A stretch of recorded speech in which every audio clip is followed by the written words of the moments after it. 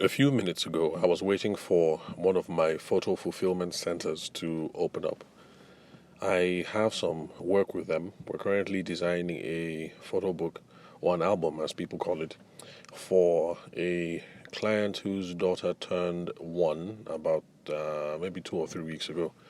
So I showed up early to correct the designs. They open at 9 o'clock, but somehow I was early, really early, so I just waited in the parking lot and pulled out my phone, got my keyboard, and started getting some work going. Looking at the calendar, responding to emails, those sorts of things. And then, as usual, there were a couple of guys who were outside in the compound, and they got into some really, really, really heated arguments. And they're the kind of arguments that we still get ourselves really wrapped up in, even though I would have hoped that by now people would see the truth or start getting glimpses of the truth. It was one of those good luck Jonathan versus Buhari arguments and the problem with Nigerian society and what it is that we need to go forward.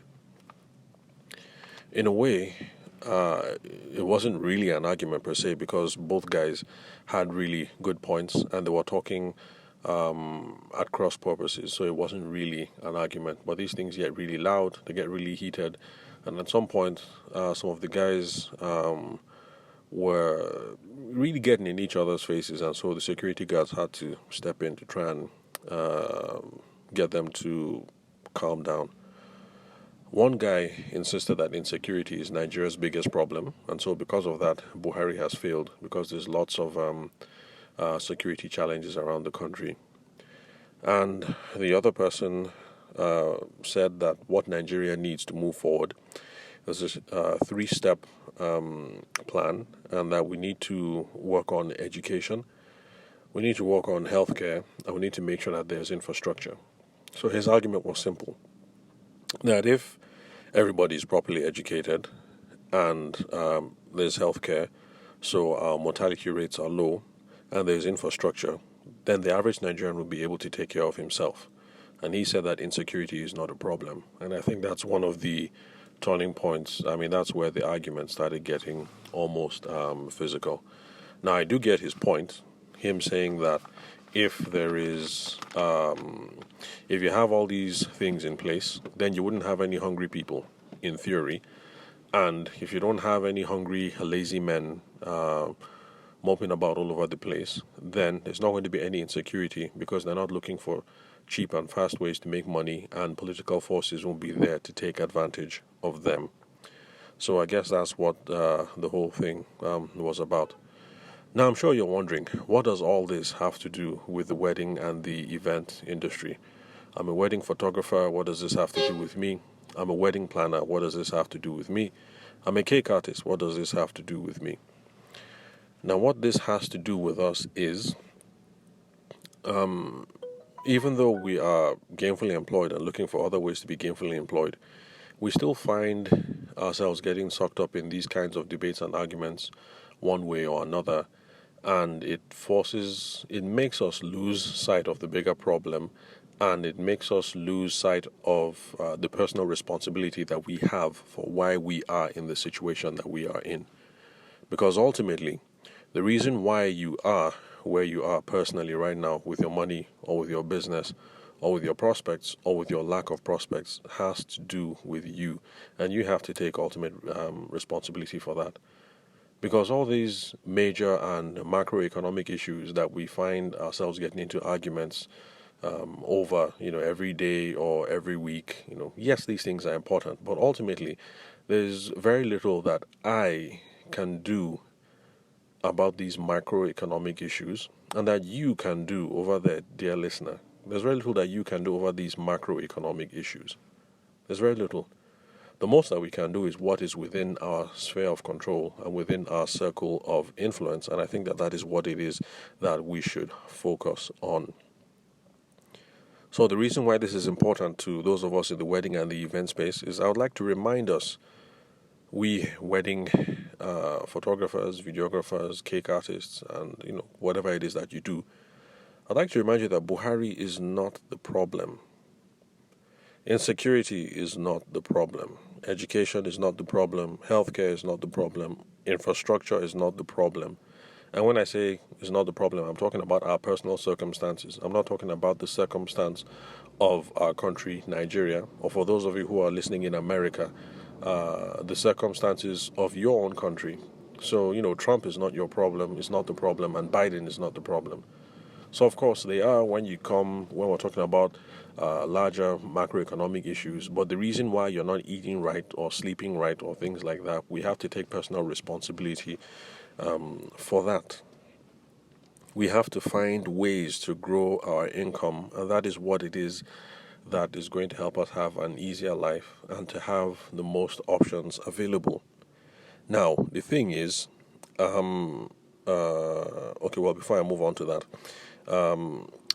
another reason why we need to increase our income and to grow these options are because whether you are in America or in Nigeria, the thing is the government will always have shortcomings. And if you're going to wait for the government to come in and cure these shortcomings, you're going to be in for a long wait. So my wife is currently in America right now. She's doing a finance program and she's going to be back at the end of the year. And before she went there, I told her about how, when I'm listening to Bloomberg Masters of Business podcast, how people would come up and complain about America's infrastructure challenges, about how they have poor roads and poor internet. And I used to laugh about it, and I figured, America, how can you guys complain about poor internet, and how can you guys complain about bad roads in New York or whatever? But the thing is, now that my wife is over there, she says that, it's a lot better than Nigeria, but they do have some surprising problems.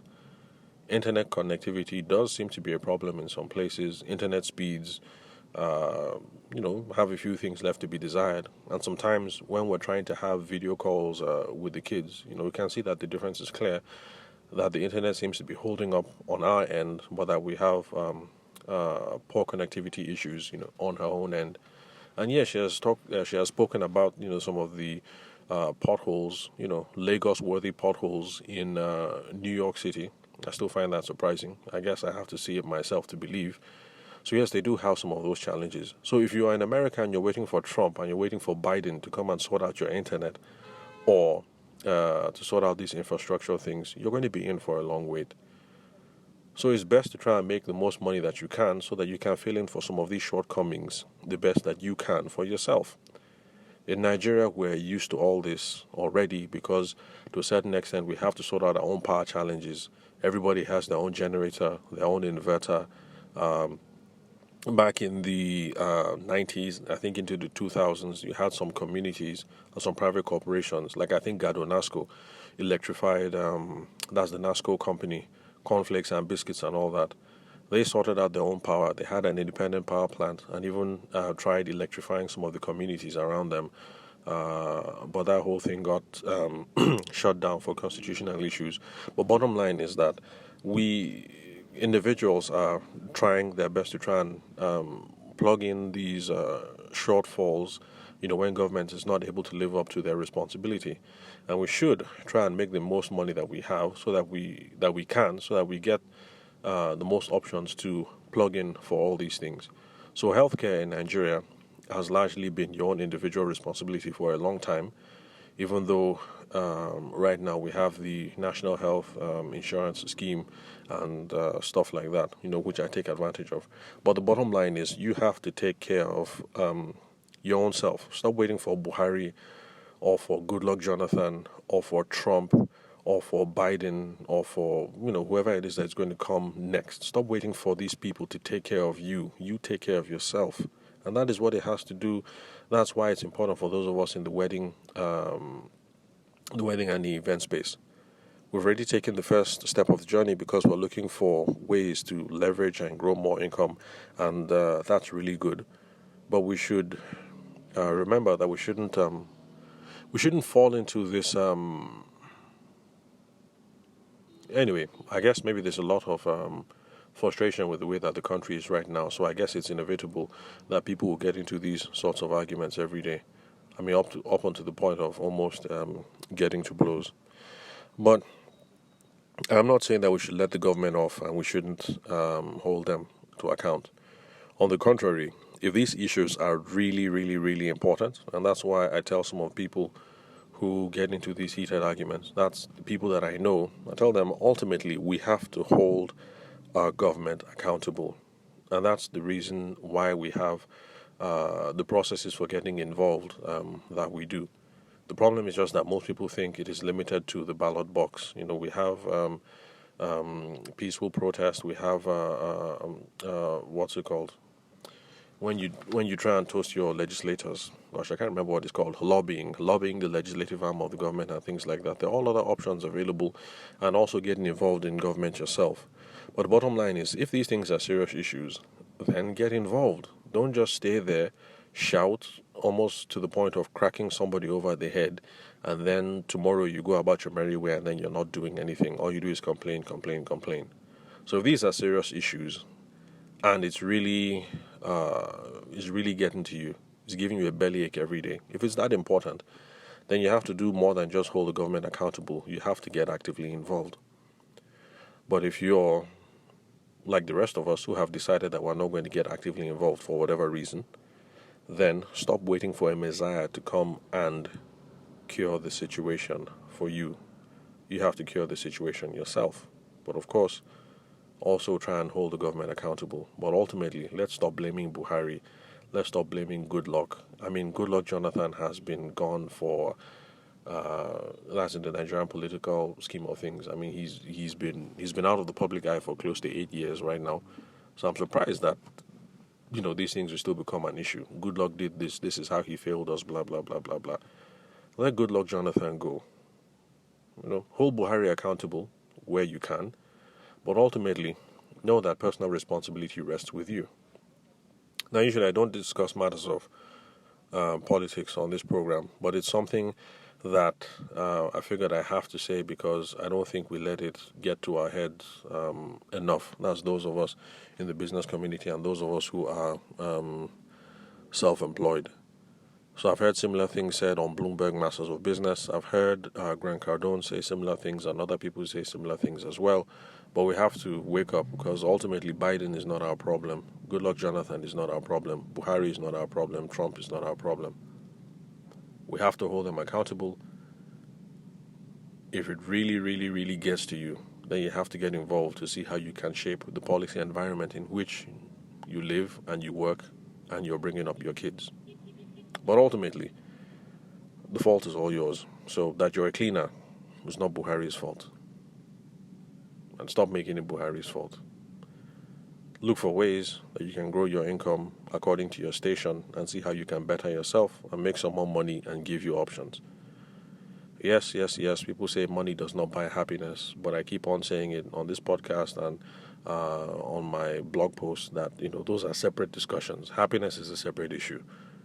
Money is a medium of exchange. It buys things and it gives you options. That's it. End of story.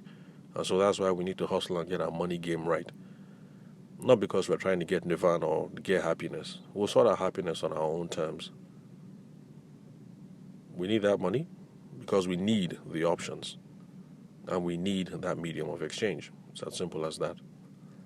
So thank you very much, guys, for listening to the Sales for the Nigerian Wedding Industry podcast. I'm your host, Abuja-based event and wedding photographer Tavishima Ayede. I promise you guys that the next recording will be on topic. I'll be back to regular business issues. And we'll try and keep the episodes lighthearted like I normally do. So you guys have a wonderful day.